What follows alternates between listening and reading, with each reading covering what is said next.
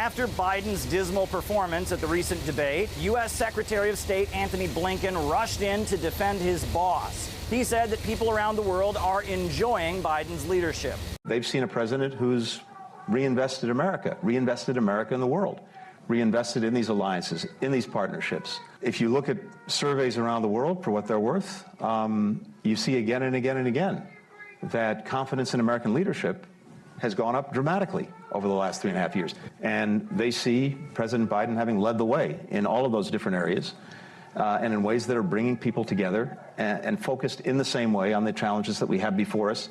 But the polls tell a different story. Biden's global approval rating peaked in 2021, and it's been sinking ever since. And why does the world disapprove of U.S. foreign policy? Well, a lot of it has to do with the ongoing carnage in Gaza and how the United States almost uncritically backs Israel throughout the entire process. As I told Prime Minister Netanyahu, our commitment to Israel's security against these threats from Iran and its proxies is ironclad. Let me say it again, ironclad.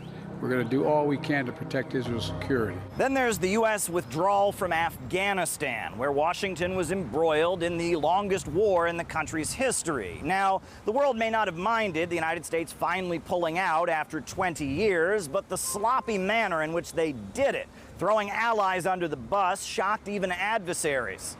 I remember going through all that.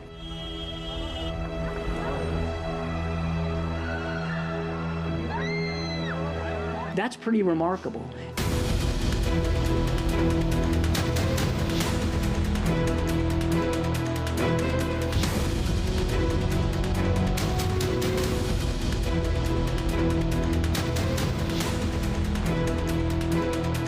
That airport was basically, for all intents and purposes, American property. So I'm sorry, I just won't buy the whole argument of chaos. For all this talk of chaos, I just didn't see it.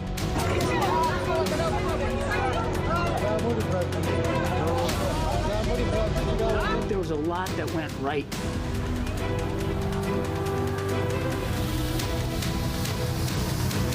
So yeah, there's a lot to be proud of, Peter.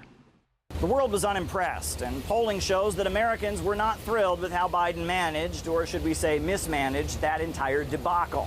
And then there's the conflict in Ukraine. After rejecting Russia's security concerns that led to Moscow's special military operation, Biden responded by flooding Ukraine with billions of dollars of American taxpayer money. And in addition to that, he set up some unprecedented restrictions on trade with Russia. What was the result?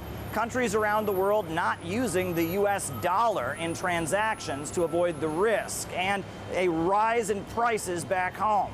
I understand inflation is a real challenge to American families. Today's inflation report confirmed what Americans already know. Putin's price hike is hitting America hard. But the rest of the world isn't having it. India, China, and the rest of the global south not only refused to implement anti-Russian sanctions, but actually deepened their ties with Moscow. And then there's the ongoing crisis at the U.S. border.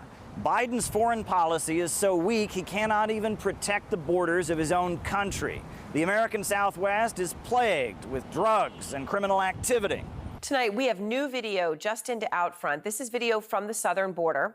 We have a drone there, and it captured a group of migrants illegally crossing into California and heading towards U.S. Border Patrol officers. Heart-wrenching footage from the southern border showing the moments families with children brave dangerously high river water levels in order to make it into the United States.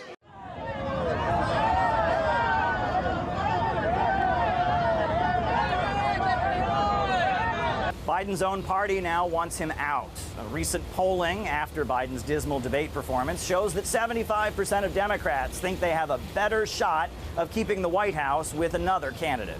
But Blinken says that Biden is doing a heck of a job, racking up victories and well wishes for the old U.S. of A. But the rest of the world sees a bumbling old man. Mr. President, can you tell us, sir, Donald Trump refers to himself as a political prisoner and blames you directly. What's your response to that, sir?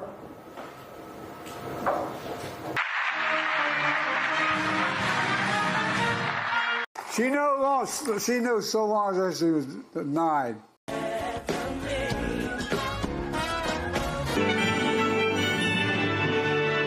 And that raises questions, not just about Biden, but about the country that's keeping him in the top job. Caleb Maupin, RT, New York.